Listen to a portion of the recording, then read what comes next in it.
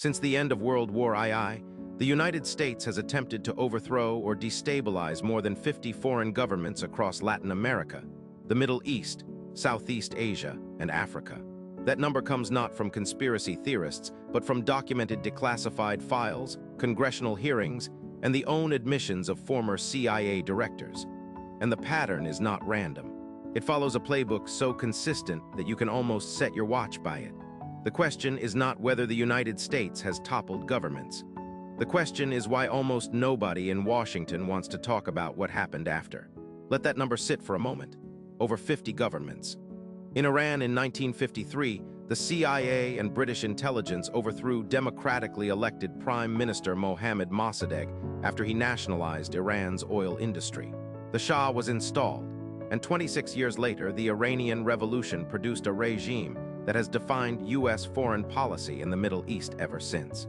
In Guatemala in 1954, President Jacobo Arbenz was removed after his land reform threatened the holdings of the United Fruit Company, a corporation whose lobbyists had direct lines to the Secretary of State and the CIA director, both of whom were shareholders. In Chile in 1973, Salvador Allende, the first democratically elected Marxist president in the Western Hemisphere, was overthrown in a coup that the U.S. helped orchestrate.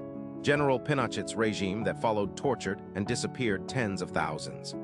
In Indonesia in 1965, the U.S. provided the Indonesian military with kill lists that helped facilitate the massacre of an estimated 500,000 to 1 million people in an anti-communist purge.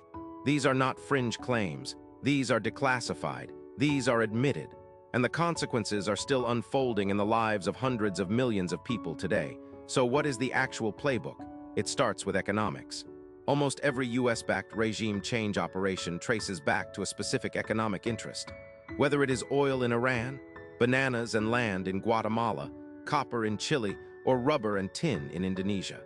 The second step is narrative. The targeted leader is framed as a communist threat, a dictator, or a danger to American security, regardless of the reality. The CIA's own internal histories describe this as perception management. The third step is destabilization. Funding opposition groups, arming rebels, running propaganda campaigns, organizing labor strikes, and bribing military officers.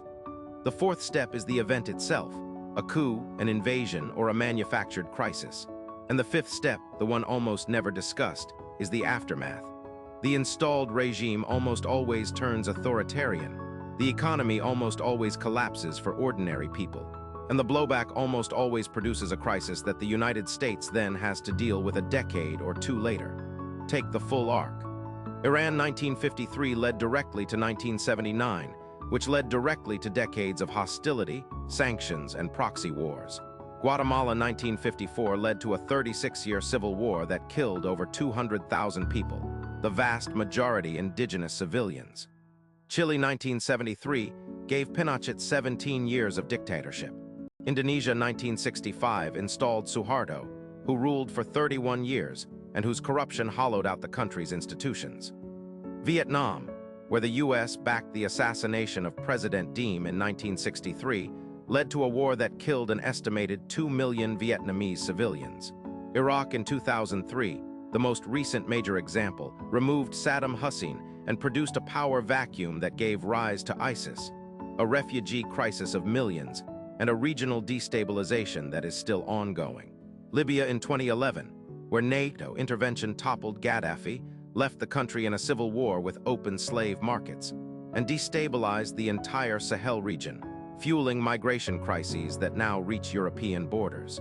What connects all of these is not ideology, it is structure.